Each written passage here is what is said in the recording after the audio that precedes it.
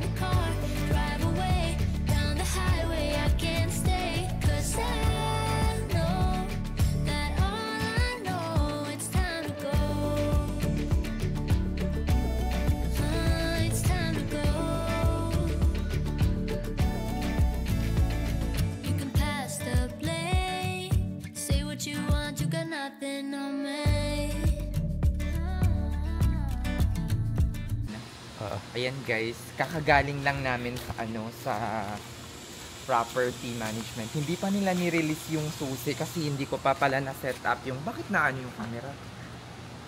Okay lang, see? Hindi pa nila ni-release yung susi kasi wala pa yung electricity na na-set up. Akala ko okay na yun. Pero babalik kami before 4 kasi sarado na sila after. Mabilis lang ba yun, Patrick? Oo. Binigyan nila ako ng mga kit na ganito. Binigyan ka rin ng bago pa. So, buti pala tinapon ko na yung mga hindi mo pa ma-open yung apartment? Saan? Hindi mo pa ma-open yung apartment? Hindi pa. Kasi, hindi pa nila binigay or nirelease yung susi. Not unless ma-set up ko na yung electricity under my name. Okay. Yun na lang yung inaantay. I-send ko sa'yo. Mabilis lang naman siguro yun. Gawin natin. Pabalik kami ng apartment ngayon, guys. Tingnan nyo. Saan yung O, diba? Ganda ng ganda ng to. Ang ganda ng apartment kumpara sa old apartment na tinitirahan ko, guys. Maganda na naman yung labas ng old apartment ko, guys. Kaso yung yung loob lang talaga. At yung presyo, nasabi ko nga sa inyo na halos lang, pareho lang. Halos magkadikit lang. Pero ibang-iba.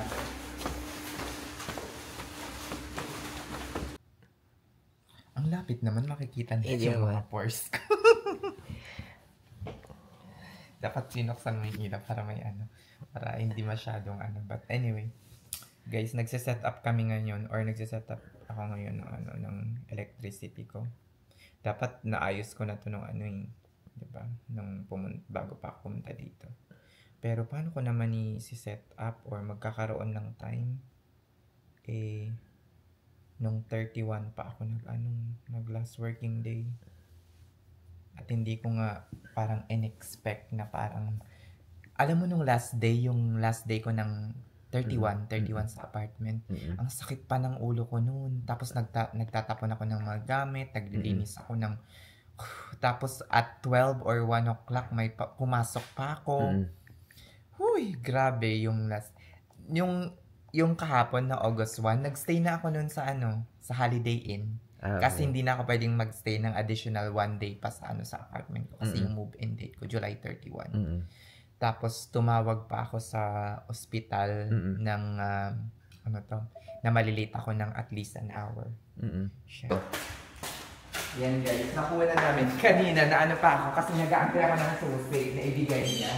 Kaso na-realize ko na pala dito, parang smart rent or merong access code na nakalagay sa app. So, hindi na namin kailangan ng physical na susi. Mas pag ganun, pag nawala, ang laki pa ng babayaran mo kapag nawala mo yung susi. Dito? Saan ka? Dito? Dito ba? Nasa dulo pala.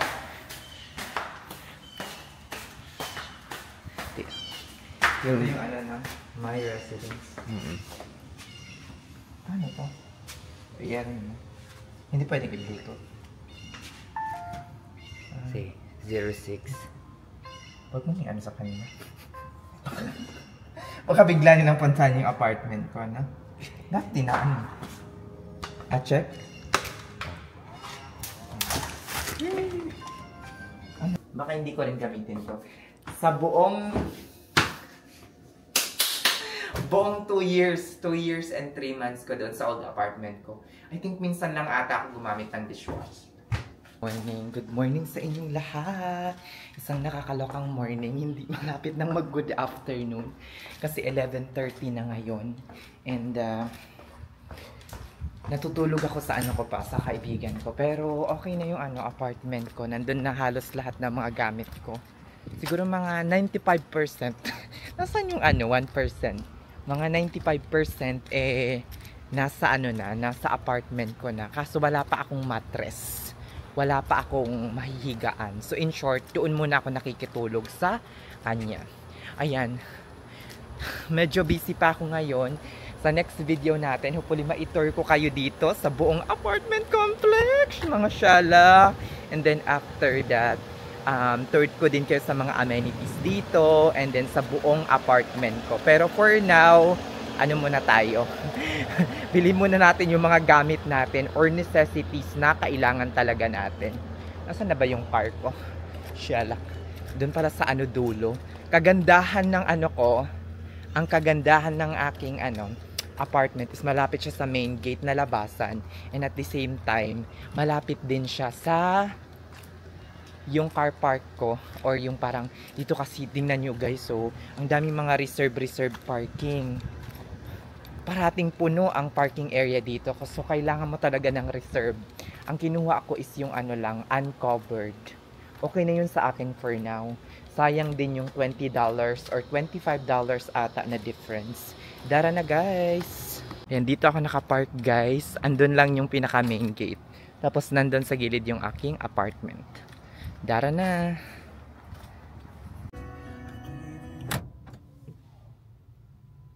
Ayan, nandito na ako guys sa mattress firm. Nakakaloka as in. Alam nyo guys, papunta dito. Ayan, nagsalamin ako ulit. Kasi parang yung sikat ng araw. Nakaka-damage ng eyes. Ayan, nakarating naman tayo ng ligtas, Charis. Akala ko bobo pa rin ako sa pagdadrive. Ngayon ko lang na-realize na parang, maski konti, meron na pala akong improvement. Charis! Malayo na pala yung narating ng diba? Dati hindi talaga ako as in. Ewan ko. Let's see. Dara na. Tingin tayo ng mattresses. Mattresses. Guys, tingnan yung dami ng sasakyan sa sa Texas. O diba? Shalak. May na. Nung pumunta ako dito, medyo may traffic na ng onte. Ano pa yun na? Parang, hindi pa yung traffic dito. Shalak. O siya, sige na. Let's see. Mattress firm. Ayan. Shala. Meron ditong plus adjustable bed. King bed. Queen set. Save up to $700.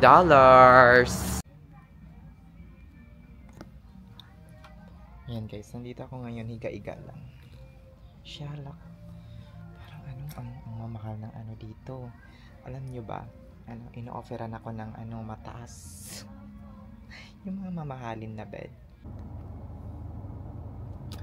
Yan guys, nakabili na tayo ng mattress. It is set to be delivered by tomorrow at around 9 AM to 9 PM. But they will give us like 2-hour window to prepare. So kung i-deliver ng 11, we'll get a confirmed delivery at around like 9 o'clock.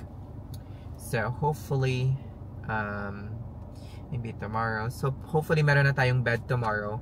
Meron siyang kasamang parang handle, which is ano ba yung parang bed frame, pero napaka niya, napaka parang hindi siya matibay. So anyway, I'm only interested in mattress for now. Bibili din tayo ng bed frame once we are settled. So for now, mattress lang ang gusto ko. The original price of this is around $1,100. We got a Labor Day sale of $400, so that ends up with $699. Magkano ba yan? Basta nasa $699. So since hindi ko kinuha yung free, they add additional $50 discounts.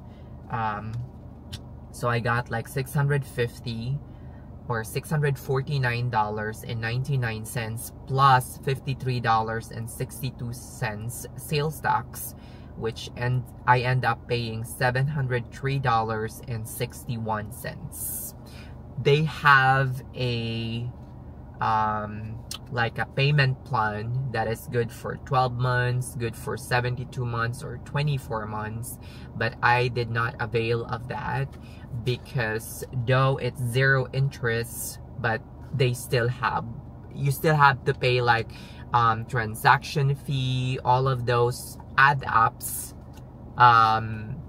Malaki pa rin yung magiging difference. So I don't usually take advantage or go into that kind of payment plan. So kung kaya naman nating at may budget na kayo for your mattress, go ahead and pay it by cash.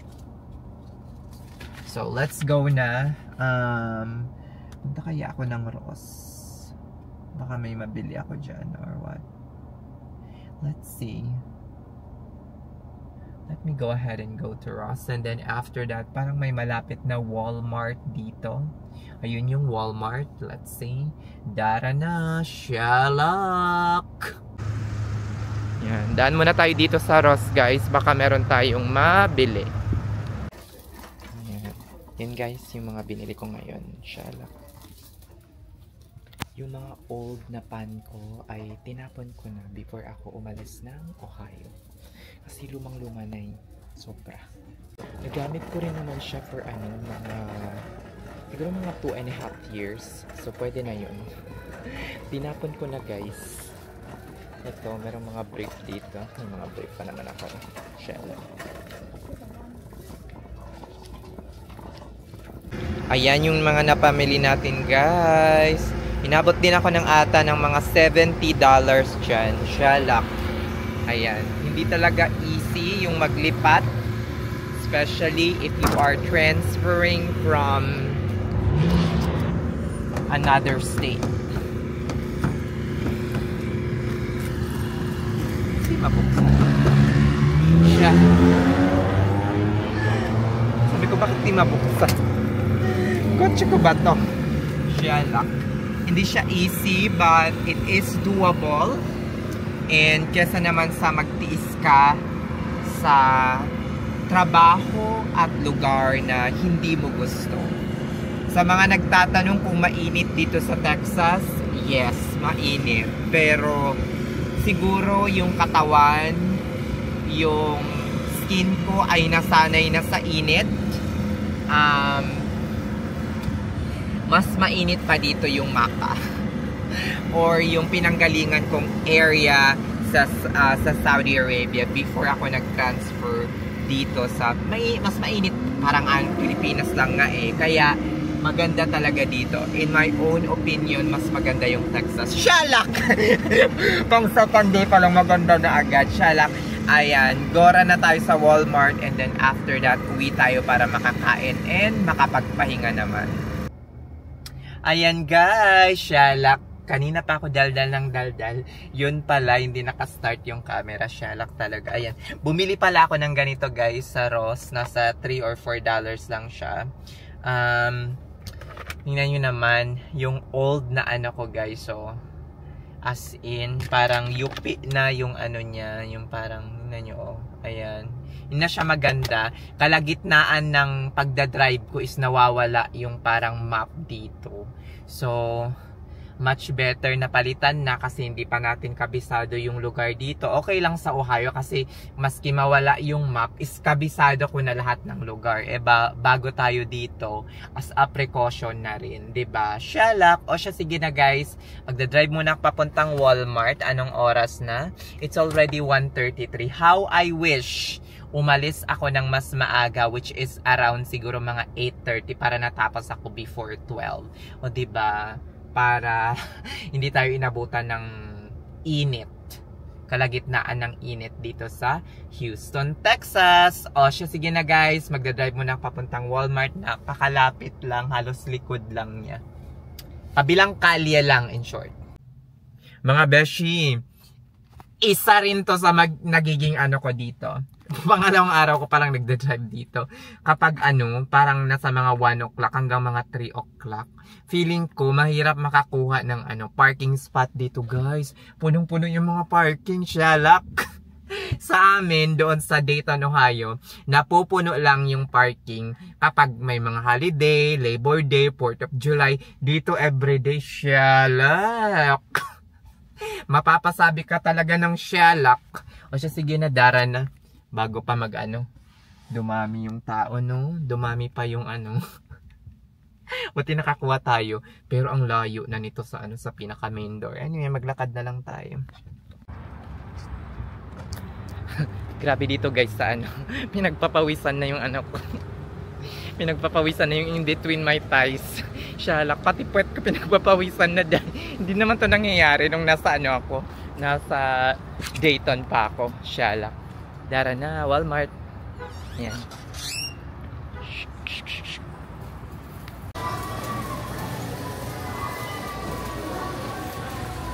Yan guys, palabas na tayo. Siyempre, meron na namang taga-check. I-check na naman tayo guys kasi nga hindi tayo hindi tayo puti. Shalak. Hello madam. How are you? Good. Thank you. Sabi ko sa inyo pag puti, dire-diretso lang. Pero pag Asian, nako. Pero at least dito lang, titingnan lang, nagbayad ka ba, may resibo ka ba? Hindi naman siya hindi naman siya yung parang bibilang-bilangin. Hindi katulad sa Costco. Bibilangin talaga yung item na binayaran mo at saka yung dala mo sa card. Saan na ba ako nag-park? Dito. Shalak. Yan, bumili pala ako guys ng tingnan nyo guys bagong comforter saka bedsheet. Kasi yung 2 years and a half na ginagamit kong comforter saka bedsheet ay tinapon ko na guys. Queen ba yung nabili ko? Yes, Queen. Queen lang yung binili kong ngayon na mattress. Wala pa akong bed frame. Hopefully magkaroon tayo, diba, sooner. Pero ngayon hindi pa yun yung priority ko. Hindi pa yun yung priority. Yan. Tingnan naman ito. Tingnan nyo guys, no? Tingnan nyo guys, punong-puno. Kanina punong-puno ito. Nag-COE-an na siguro yung mga tao. Natakot ma-traffic. Kaya lang. Saan na ba yung kotse ko? Wait. Where is my car? Shalak. Ayun. Dito tayo dumaan. Tinapon ko na yung iba kong mga gamit na lalo na yung napakinabangan ko talaga for 2.5 years na parang feeling ko ay nilalaban ko naman pero feeling ko ay nanggigitata na. Yun talaga guys yung reason kung bakit pinilit ko talagang tapusin yung aking full week at hindi talaga ako na nag-call off kasi para meron akong pang-budget sa ganito. Diba? Meron naman tayong budget pero mainam na yung sobra-sobra. Sobra-sobra! Diba? Kung kaya pa nga nun, mag-overtime ako Kaso, hindi na kaya ng oras, hindi na kaya ng time, at lipad na natin. So, at saka kapag nag-extend pa ako dun, is mapapamahal ako. Mapapamahal lang na ako. Kaya sabi ko, dara na. Let's go na. Punta na ng Texas after. Diba? So, shalak! Ayan. Uwi muna tayo, magpahinga. Huwag biglain. Maglaan talaga kayo guys kapag lilipat kayo ng ibang state. Maglaan talaga kayo ng at least minimum 3 weeks. 'Di ba? Kung pwede nga isang buwan, isang full month para maka-adjust kayo. Kasi ako ngayon, tingnan nyo guys, so 'di ba? Pang ano ko pa lang 'to, pang third day ko ata ngayon. Yeah. Pang second day. So pang second day ko pa lang nagda-drive. Pinapamiliar ko pa yung ano ko. Pinapamiliar ko pa yung katawan, yung isip ko sa mga kalye dito. So hopefully, di kalaunan naman eh. Ingat lang guys. Diba? Masyado ako malapit. Kasalanan ko. Kasalanan niya din kasi napaka lapit ng sasakyan niya. Sherlock. Dara na guys. Woo! Ayan. Sherlock die. O, diba? Hindi pa siya traffic in fairness. Sherlock. Ba? Bye-bye, mattress sperm. See you tomorrow. Sherlock. Uy! Sherlock! Perting initan pero meron naman tayong AC dito. Sherlock. Ayan, nandito na tayo guys. Alam nyo, isa sa mga napansin ko dito sa mga turning point, tsaka yung parang signs, whether magsi-straight, turning point, U-turn, bihira yung ano sa taas, yung parang signage na ganun sa itaas. Halos lahat is nasa ano siya, parang nasa baba yung parang signage. So parang, oh my God, titingin ka pang ganyan. Nung minsan, nandoon ako sa U-turn lane. Doon ako dapat sa lefter. Ay, nako, buwisit. Sherlock, o diba? Nakakaloka mga beshi, as in. Ay, kailangan ko pa talagang i-familiarize talaga dito yung Sherlock. Buwisit. Nasanay ako sa Ohio na napakaganda ng mga ng mga signage. Ano ba? Houston, Texas. Sherlock. O sige na, ibaba na natin yung mga gamit natin. Lagay na. Hindi pala ito nakasara. Sherlock. Kaya siguro hindi naging maganda yung sound kasi hindi siya Ayan. Doon na lang. Ay nako. Dara na guys. Ibaba ko na yung mga gamit ko kasi gusto ko nang kumain. Sherlock. Yan. Nailagay ko na yung mga gamit na kailangan kong ilapag doon sa aking sa aking apartment. Punta muna ako doon sa apartment ni Patrick para makakain, syempre makalafang. Sherlock. 3:11 na, diba? Kanina nga 3:11. Imagine niyo guys, alas 3 pa lang, medyo may traffic na. What? Ano pa kaya pag anong tawag dito? Ano pa kaya kapag 4 o'clock, 5 o'clock, or kaya 6 o'clock, diba? Buti na lang talaga malapit lang yung aking gusto nyo bang itour ko kayo?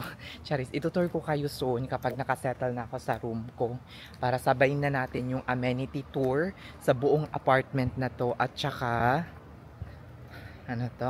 sa buong apartment at saka yung apartment tour na parang bare pa lang. Diba? Yan guys, nandito na ako sa bahay and currently magluluto ako ngayon ng adobo. Sherlock. Meron namang ulam pero sayang naman nakamarinate na yung karne na yan. So lutuin na natin. Sherlock. Ayan. Later na ako mag-show off ng aking cooking skills kasi hindi ko pa ito bahay. Doon na tayo sa sa bahay natin. Diba? Nagluluto lang naman ako ngayon dito kasi nga wala pa ako masyadong condiments. Bukas pa ako talaga mamimili ng lahat ng mga kailangan ko. Pero for now, dito muna tayo mga Sherlock. Ayan, dito pa ako matutulog hanggang tonight, and then tomorrow pa yung delivery date. Sa tomorrow ko pa mahihigaan yung aking Shalak na mattress. Ang pang malakasan na $700. O diba, level up tayo. Dati 350 lang, or 300 ba? Or 280 pa. yung ating yung ating mattress. Pero ngayon, $700. Ay, 1,100 pala kasi meron tayong discount na nakuha. Naka-promotional sale siya. Yun guys, bumalik ako sa apartment. Shalak. It's maximus our time na ma-arrange yung mga gamit natin. Anyway, natutulog pa naman si Patrick. Okay. Ito guys, dito sa apartment na to, wala kaming actual na susi. O di ba, bongga? Imagine niyo at a price of like $1,092. Smart rent na yung pagbukat. Smart unlock. Ayan, i-unlock ko dito. Ayan. Diba? Nakita nyo? Oh, pasok! Walang susi-susi dang. O diba? Social. Shut up! Saan ka makakahanap sa Ohio ng naka-smart rent na pagbukas?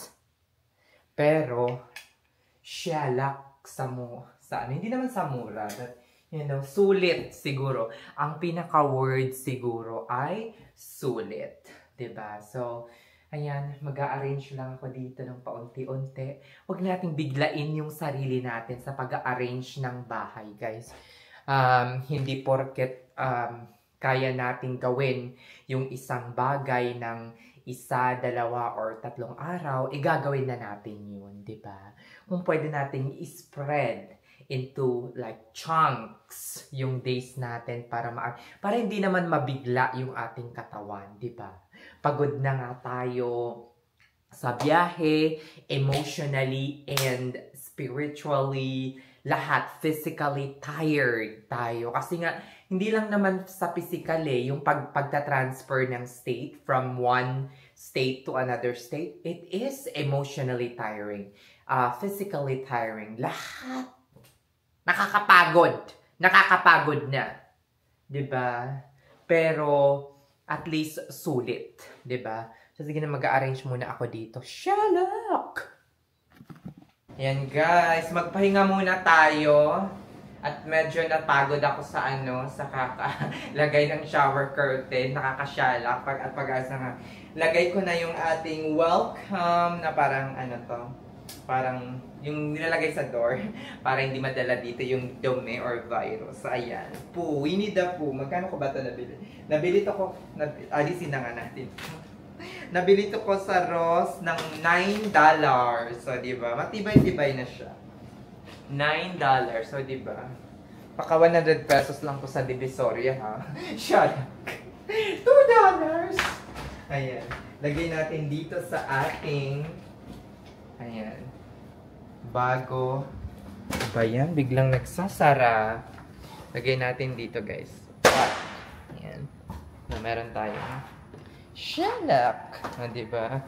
Home sweet home. Yan natin. Ayan. Mag-gym din tayo mamaya after natin kumain. Tapos balik tayo dito para makapag-ayos pa ng mga gamit. O siya, sige na guys. Balikan ko kayo mamaya. Shalak! Yan guys, kakabalik ko lang. Shalak.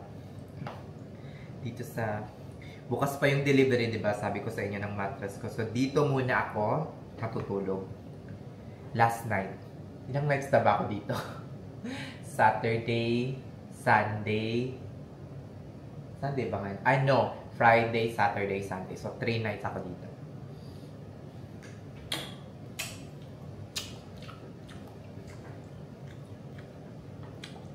So just imagine kung walang kaibigan na nagpatuloy sa akin dito. Just imagine yung hassle, guys. Matutulog ako sa sa sahig. 'Di ba? Ang daming mga adjustment. Matutulog ako sa sahig na comforter lang.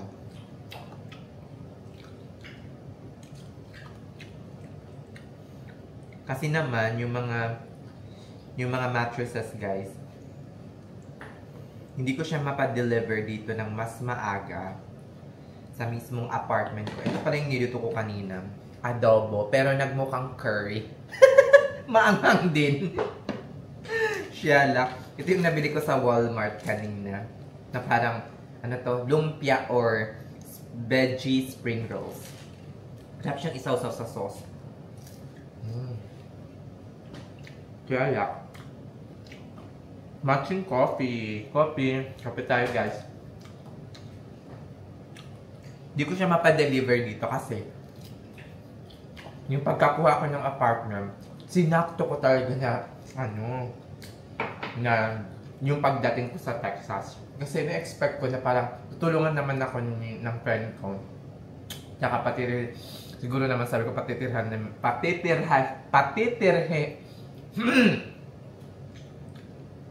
siguro naman sabi ko ganun is kokop-kopin niya ako dito. Wag na rin nating nahirapan ako mag-pronounce.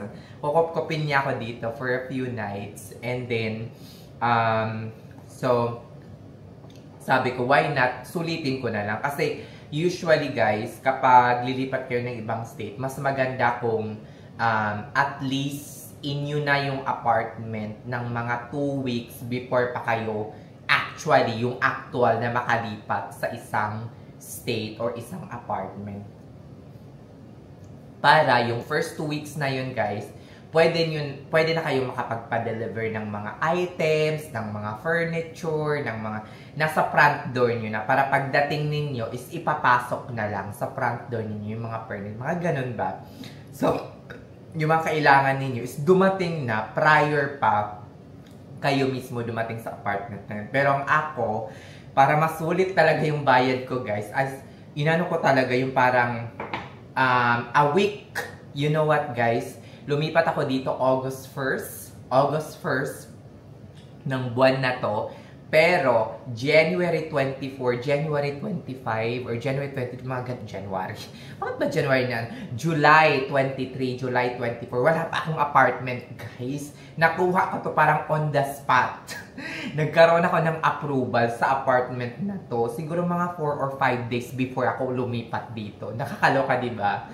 Pero, in that way, guys, nakaka-gain ako ng mga discounts like for $499 off for the first month, waive yung administrative fee which is $150, hindi ako nagbayad nun. Ang binayaran ko lang is yung parang siguro for the first month ay nasa mga $600 lang, mga ganun, or $650 plus the deposit which is $300. O diba? Hindi ako naglabas ng more than $1,000, guys. For the first month ng paglipat ko dito.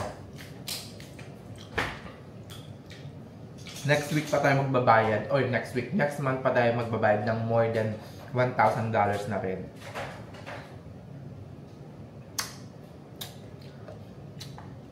Kasi nagta-off pa tayo. Nagta-off pa ako ng $499 or $500.